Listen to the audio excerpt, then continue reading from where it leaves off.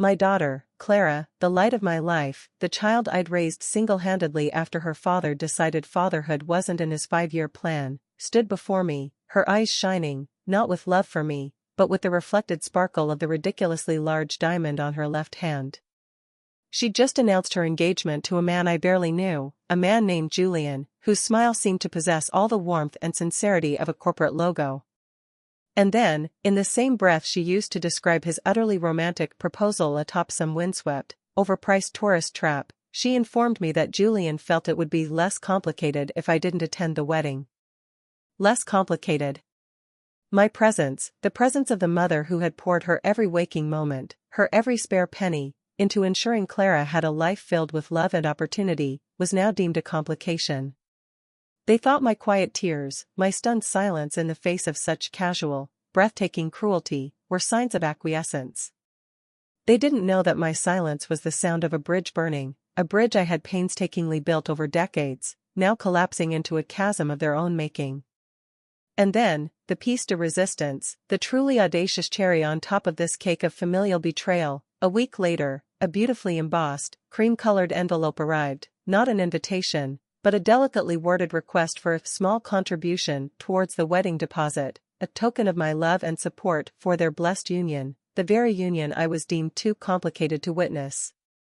They mistook my shock for weakness.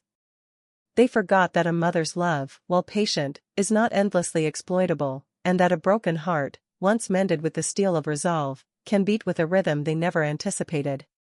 They were about to learn that complicated was a word I was more than capable of redefining, right in the fine print of my financial decisions. Now, let me tell you what really happened. Clara had always been my world. After Robert, her father, walked out when she was just 3, a crumpled note on the kitchen table his only goodbye, it had been just the two of us. I'd worked 2 jobs, sometimes 3, cleaning offices by night, waitressing on weekends, the exhaustion a constant hum beneath the surface of my days. But every sacrifice was for Clara. Her ballet lessons, her art supplies, the braces that straightened her already lovely smile, the tuition for the good state college she'd set her heart on. I never remarried. There was no time, no energy, no space in my heart for anyone but her. My small apartment, though never grand, was filled with her laughter, her artwork taped proudly to the refrigerator, the scent of the simple, nourishing meals I'd conjure from a tight budget. We were a team, Clara and I. Or so I had believed. Julian entered her life during her final year of college. He was older, already established in some vaguely defined tech career that involved a lot of jargon I didn't understand and even more self-importance. He was polished. Expensively dressed, impeccably groomed, with an air of effortless superiority that immediately set my teeth on edge. But Clara was infatuated. She'd talk endlessly about his ambition, his sophisticated friends, the glamorous world he seemed to inhabit, a world so far removed from our own quiet, ordinary existence. I tried to be supportive.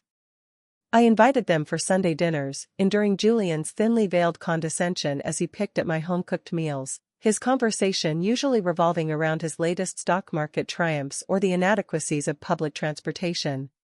He rarely made eye contact with me, his attention almost exclusively focused on Clara, or, more often, on his phone. Clara, under his influence, began to change. My bright, affectionate daughter became more reserved, her opinions increasingly echoing Julian's.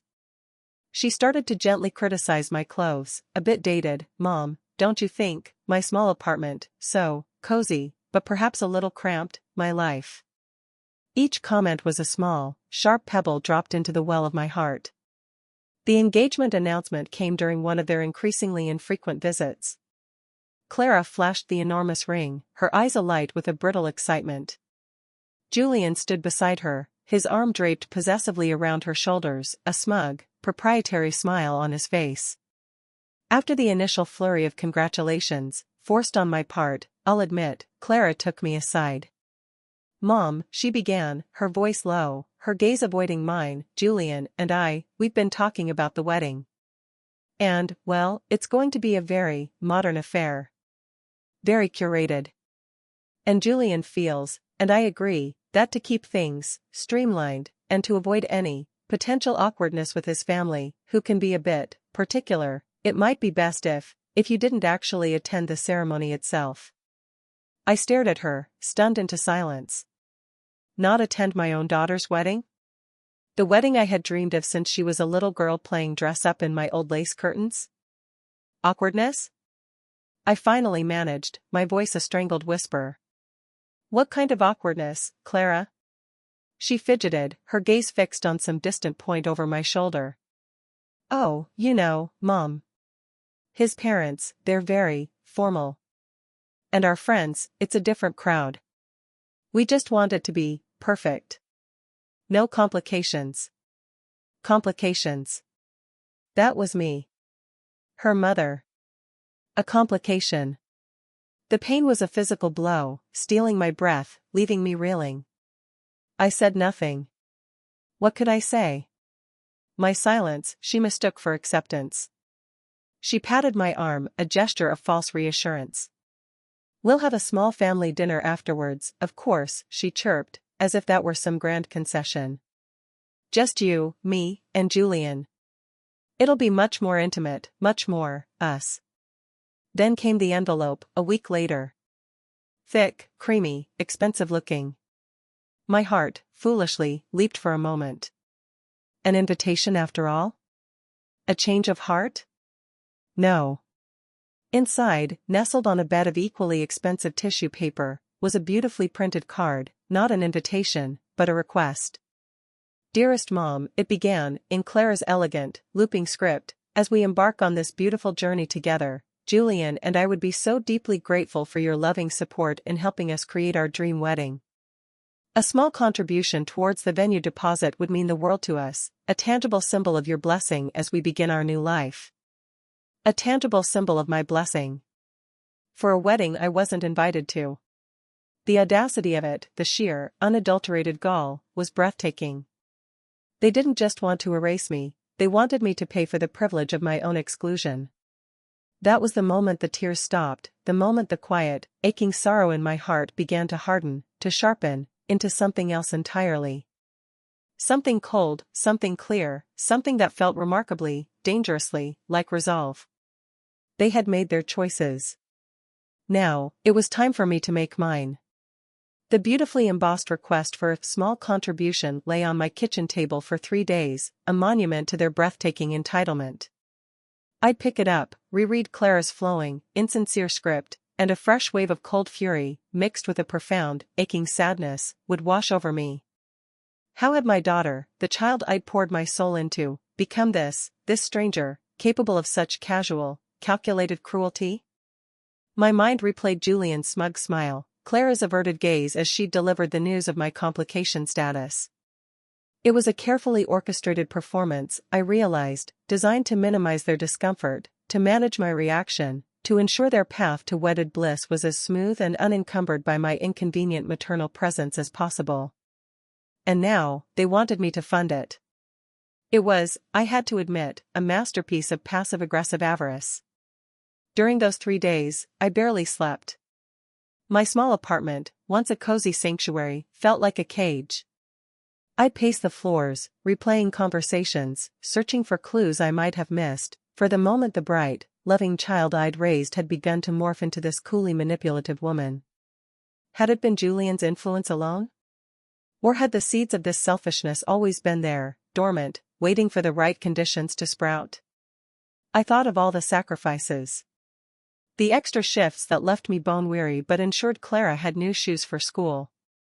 The second-hand winter coat I'd worn for years so she could have the fashionable one all her friends were wearing. The small inheritance from my own mother, carefully saved, then entirely spent on her college application fees and that essential laptop. Not once had I begrudged her any of it. It was what mothers did. Or so I had believed. But this was different. This wasn't a request for help from a child in need, this was a demand for tribute from a daughter who had already, in essence, disowned me. My internal monologue was a battleground. One part of me, the eternally hopeful, foolishly loving mother, whispered that perhaps this was a test, a clumsy, misguided attempt to see if I still cared, if I would still support her despite the hurt. Another, more cynical voice, the one that had been steadily growing in strength since Julian's arrival, scoffed at such naivety. They didn't want my love, they wanted my money. They didn't want my presents, they wanted my purse. On the third day, I made a decision. I wouldn't rage. I wouldn't plead. I wouldn't even dignify their outrageous request with a direct refusal. No, my response would be quieter, more considered, and, I hoped, ultimately far more impactful. I picked up the phone and called my oldest friend, Margaret. Margaret was a retired accountant, a woman with a mind as sharp as a tack and a no-nonsense approach to life that I had always admired, even if I hadn't always emulated it. "Eleanor," I said, when she answered, "It's me. I need your advice. And possibly a very stiff drink, though it's only 10 in the morning." I recounted the whole sorry saga, from the engagement announcement to the complication comment, culminating in the arrival of the elegantly embossed demand for cash. Margaret listened in her customary silence, punctuated only by an occasional, the unmitigated gall, or a sharp intake of breath. When I'd finished, there was a long pause.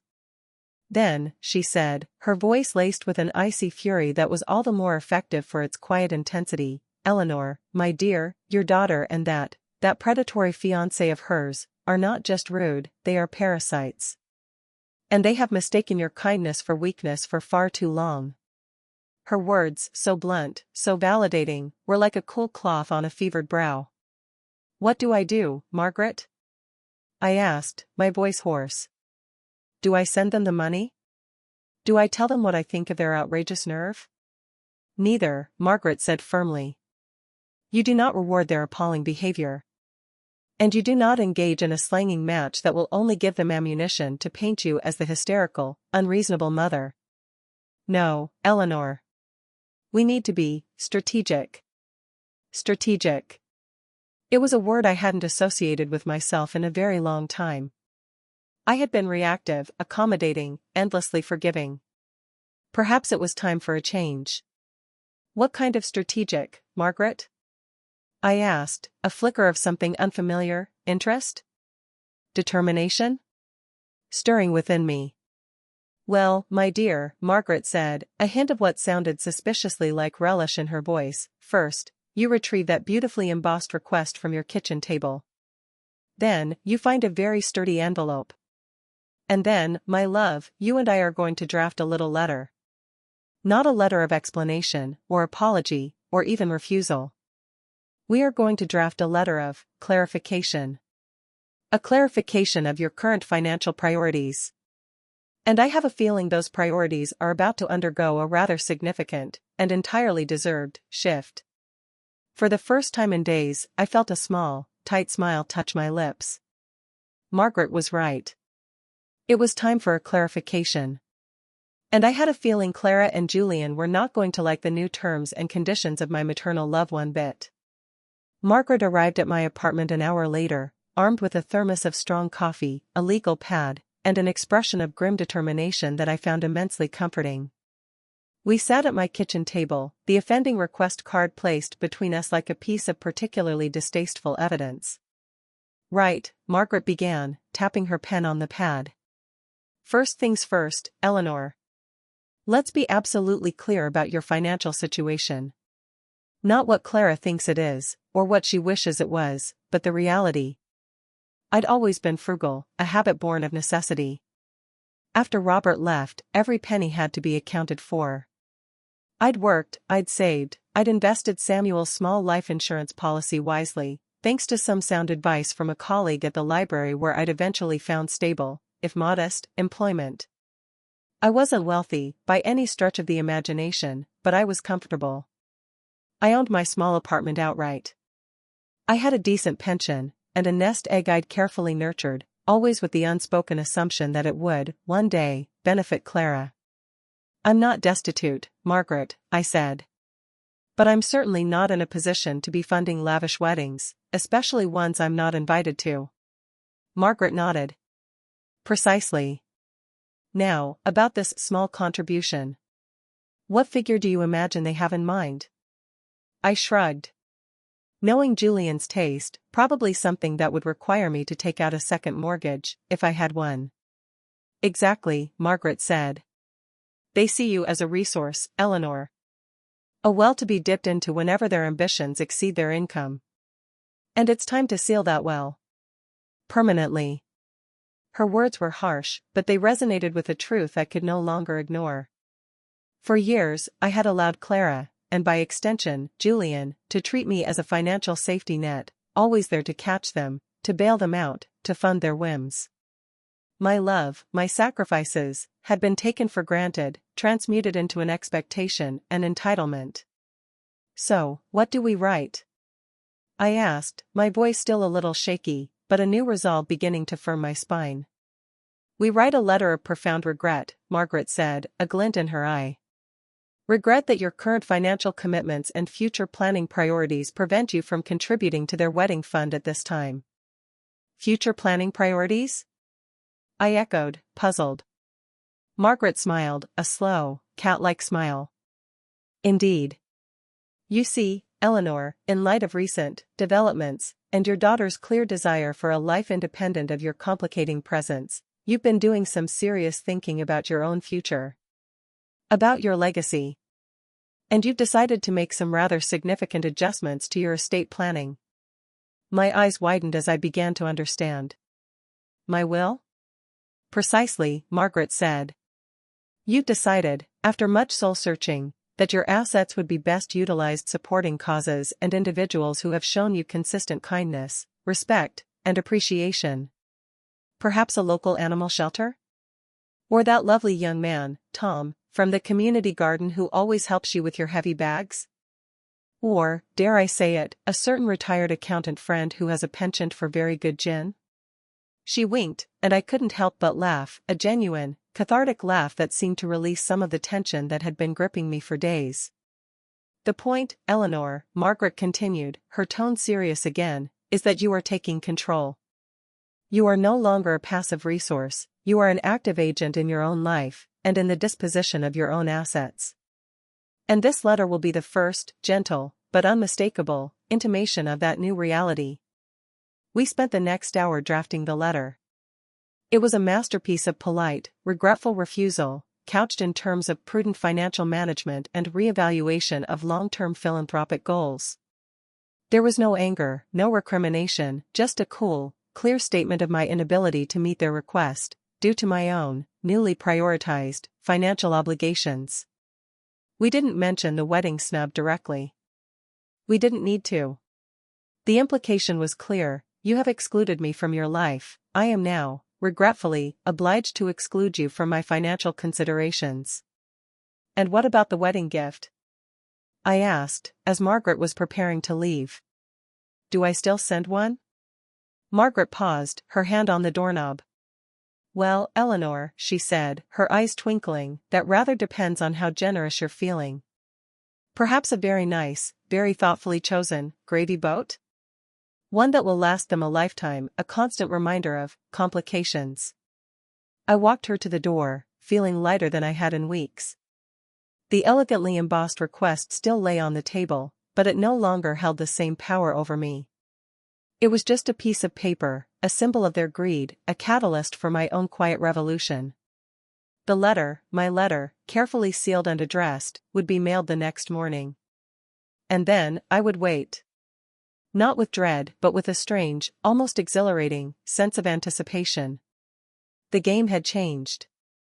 And for the first time, I felt like I might actually be playing to win. The letter, once mailed, felt like a stone dropped into a still pond, the ripples spreading outwards, unseen but inevitable. I didn't expect an immediate, dramatic reaction.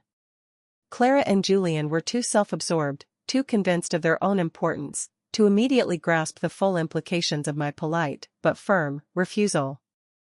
They would likely dismiss it as a temporary setback, a minor inconvenience in their grand plans, perhaps even a sign of my encroaching senility, which they could then use to their advantage later. But Margaret and I knew it was more than that. It was the first shot across the bow, a clear signal that the Bank of Mom was officially, and irrevocably, closed for business.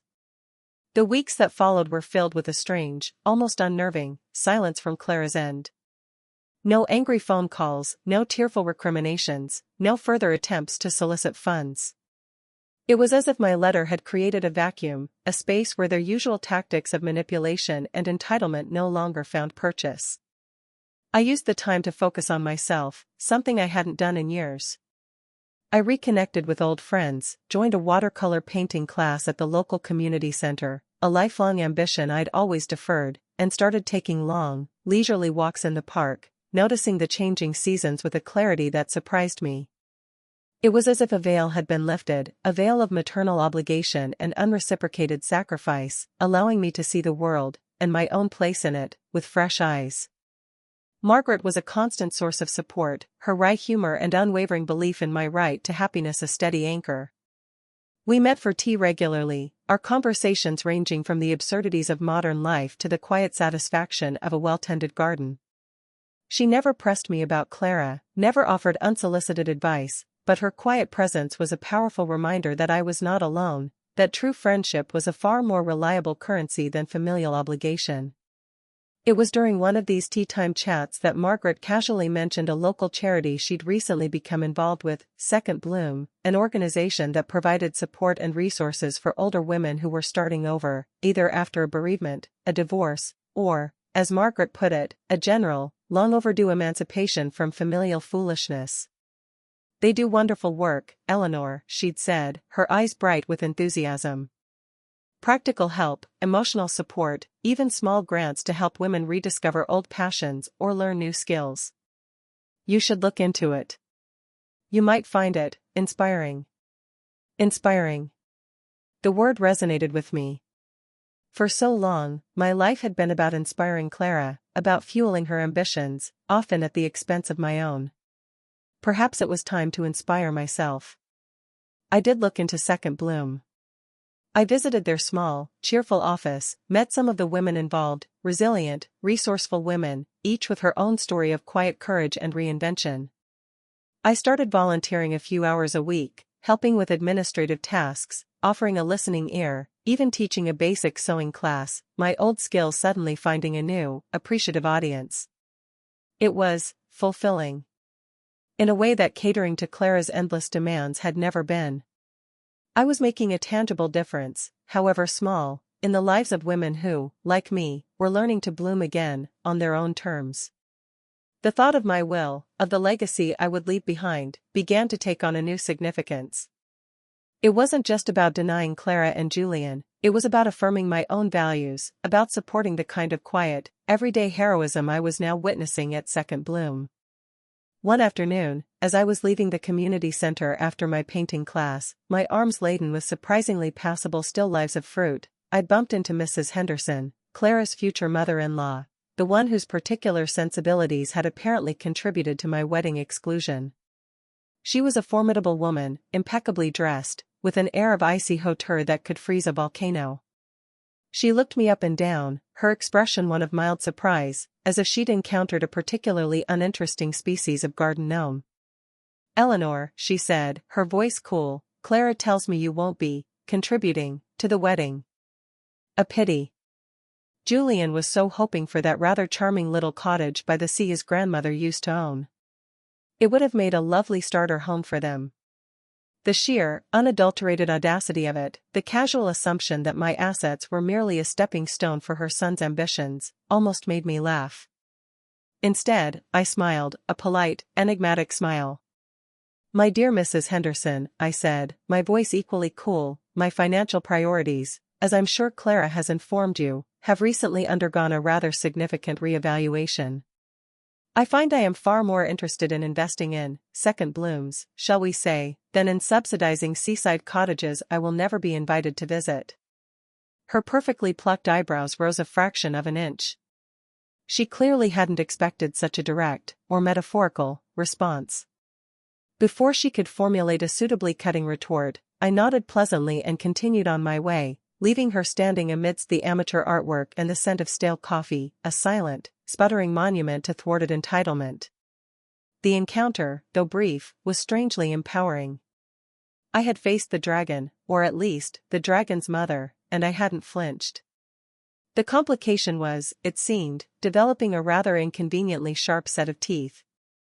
The wedding, when it finally happened, was an event I experienced only through the carefully curated, and predictably gushing, social media posts of Clara's friends, which Margaret, with a certain grim fascination, would occasionally forward to me.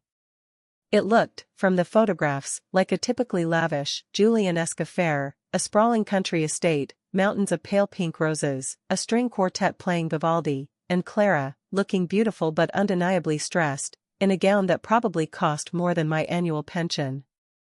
There was no mention of me, of course. No empty chair, no poignant toast to the absent mother of the bride.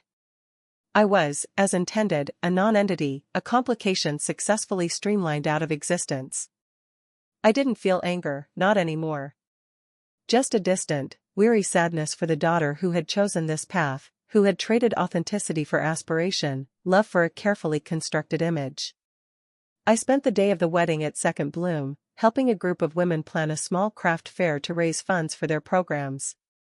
Their laughter, their camaraderie, their quiet, resilient strength, it was a far more rewarding way to spend my time than pining for an invitation that would never come.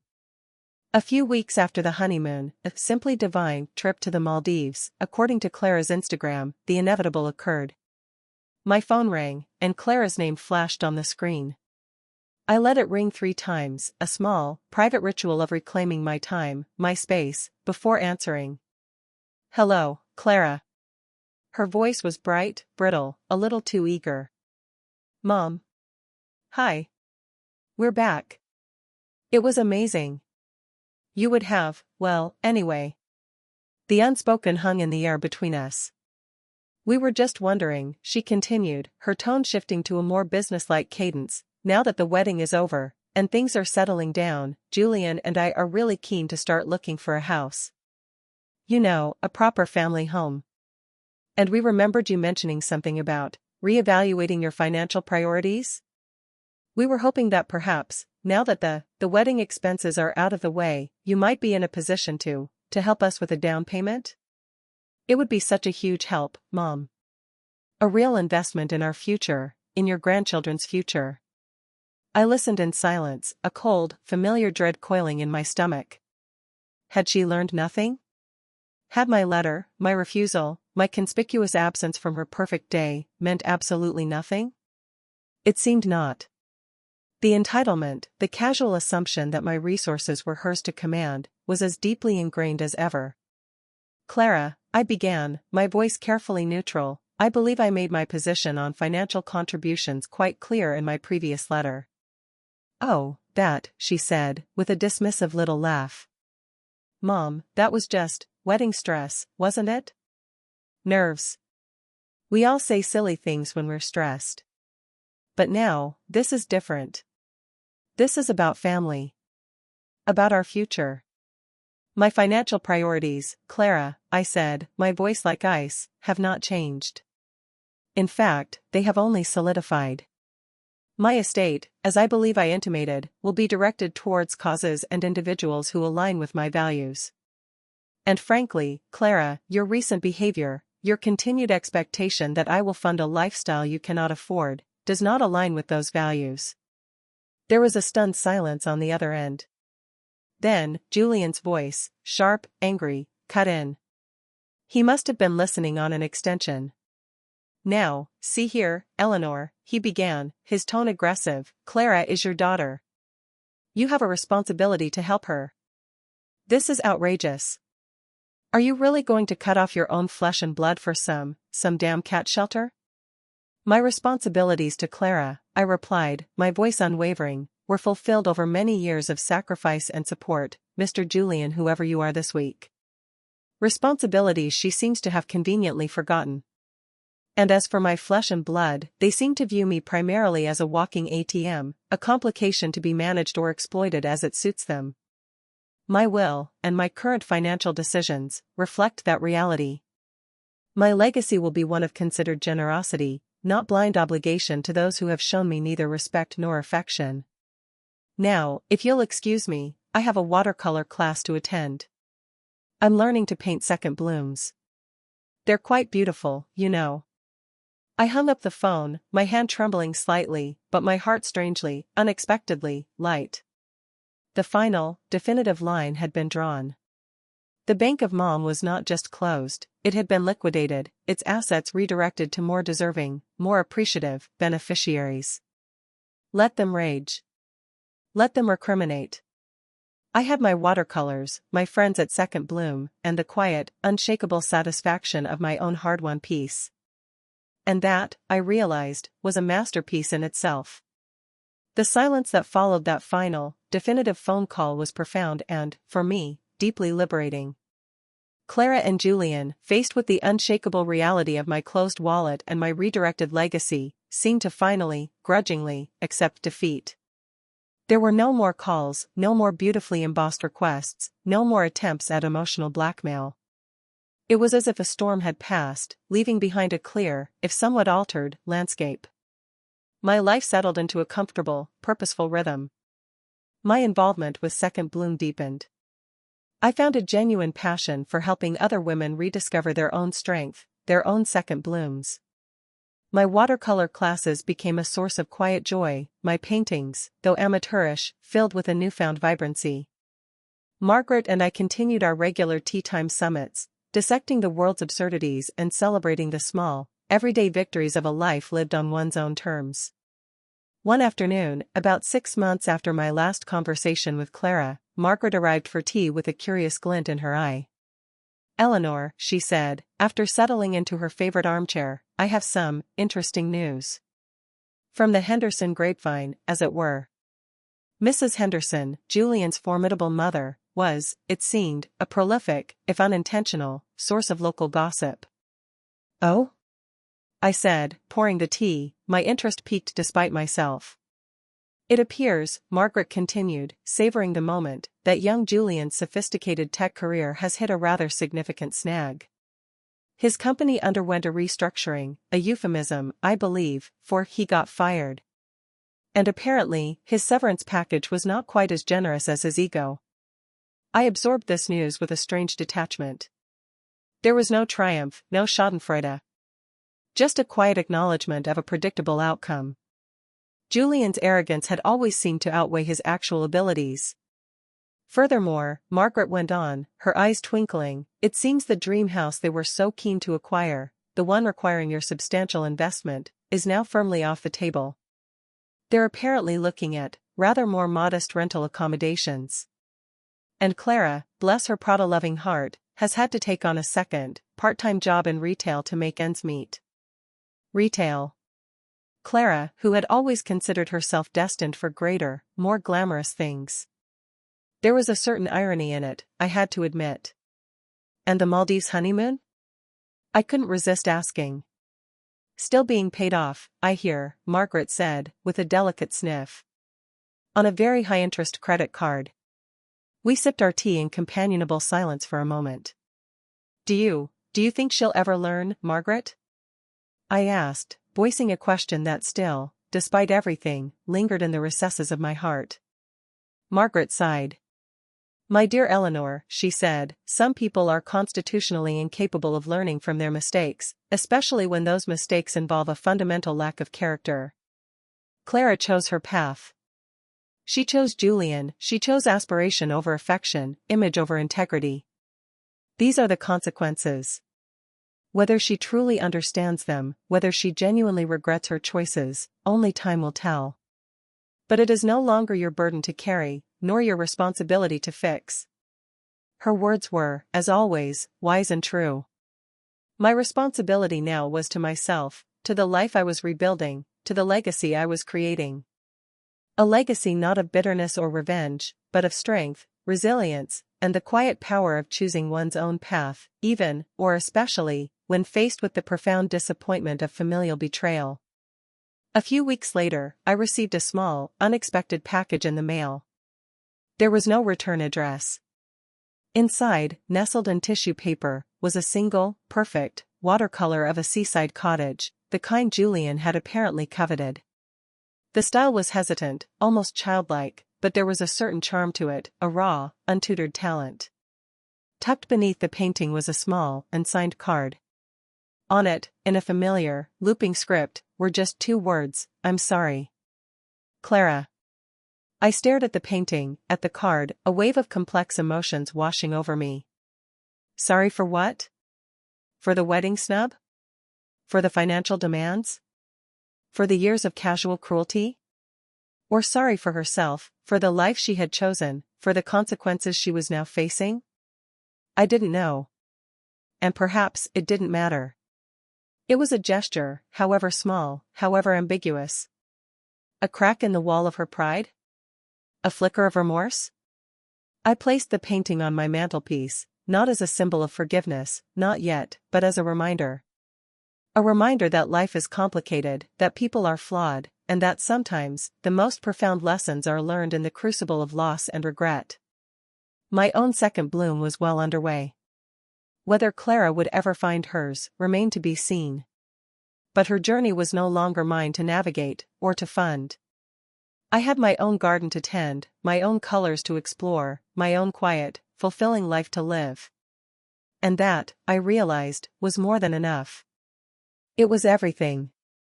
The small watercolor painting from Clara remained on my mantelpiece, a silent, ambiguous presence in my otherwise uncluttered life.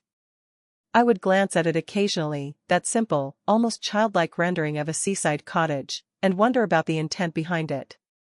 Was it a genuine olive branch, a tentative step towards acknowledging the hurt she had caused?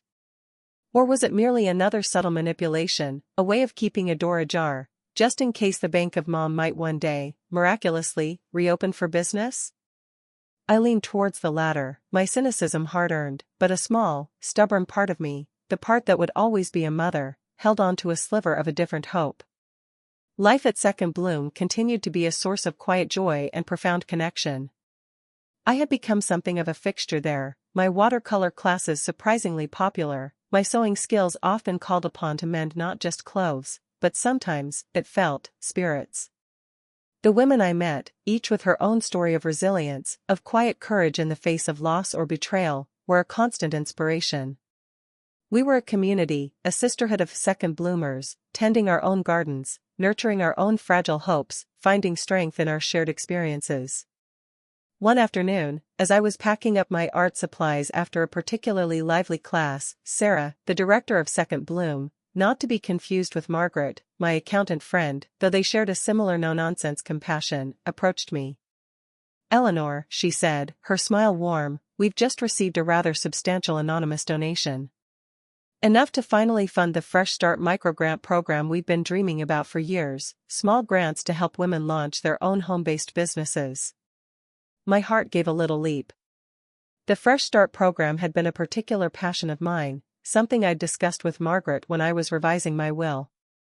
"That's wonderful news, Sarah," I said, genuinely thrilled. "Do you have any idea who the generous benefactor might be?" Sarah's eyes twinkled. The letter accompanying the check was very discreet. Just a note saying it was in honor of all the quiet women who find their strength, and their voice, a little later in life. It sounds like someone who understands our mission perfectly, doesn't it? I merely smiled, a secret, satisfied smile. My legacy was already beginning to bloom, quietly, anonymously, just as I had intended. The years passed, peacefully, purposefully. I filled my days with painting, with volunteering, with the quiet companionship of true friends. I traveled a little, something I'd never had the opportunity, or the funds, to do before, a trip to the coast to paint the very seascapes Clara had once dreamed of owning, a visit to a renowned botanical garden, its riot of color a feast for my artist's eye. Of Clara and Julian, I heard very little. The Henderson grapevine had largely dried up, Mrs. Henderson herself having moved to a warmer climate. I knew, through a chance encounter with a distant cousin, that they had eventually divorced. Julian, apparently, had found another, younger, wealthier investor for his ambitions.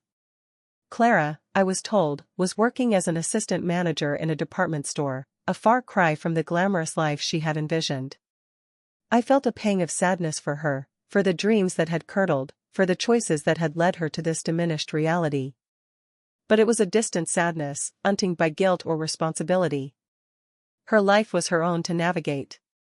I received a card from her once a year, on my birthday. Always the same generic sentiment, always signed simply, Clara. No mention of the past, no attempt at a deeper connection. I would acknowledge it with a polite, equally brief, note. The bridge between us remained, but it was a narrow, fragile-looking footbridge, not the sturdy, well-traveled path of our earlier years. Then, one spring morning, nearly a decade after the wedding deposit incident, as Margaret Drilley referred to it, a different kind of envelope arrived. It was thicker, addressed in an unfamiliar, slightly shaky hand. Inside was a letter and a photograph. The photograph was of a young woman, perhaps in her early 20s, with Clara's wide eyes and a hesitant, hopeful smile. She was standing in front of a small, charmingly cluttered art studio, a paintbrush in her hand. The letter was from her. Dear Mrs. Walton, it began. She had used my maiden name, a detail that made me smile. My name is Lily. You don't know me, but I believe you are my grandmother. My mother, Clara, gave me your address. She told me a little about you. About your kindness, your strength. She said I should write to you, if I wanted to. And I do. I'm an artist, like you. Or at least, I'm trying to be. I'd love to hear about your watercolors sometime. If that's okay. Lily. My granddaughter. Reaching out. Clara had finally, it seemed, told her something of the truth. Or at least, enough of the truth to plant a seed of connection. My hands trembled as I held the letter, the photograph. Years of carefully constructed emotional defenses seemed to crumble. This wasn't Clara, with her baggage of entitlement and regret. This was a new generation, a fresh start, a tentative hand reaching out across a chasm of past hurts. I picked up my pen, my own watercolor paints spread out on the table before me, a half-finished painting of a second bloom, a resilient, late-flowering rose, waiting for its final touches. My dearest Lily, I began to write, my heart, after so long, feeling not the ache of past betrayals, but the quiet, hopeful thrum of a new, unexpected, and perhaps, a truly beautiful, second bloom of its own. My legacy, I realized, was not just in the charities I supported, or the will I had so carefully drafted. It was here, in this fragile, hopeful connection, a testament to the enduring, if sometimes complicated, power of family, and the even more profound power of forgiveness, not just of others, but of oneself, for the quiet, necessary act of choosing your own peace.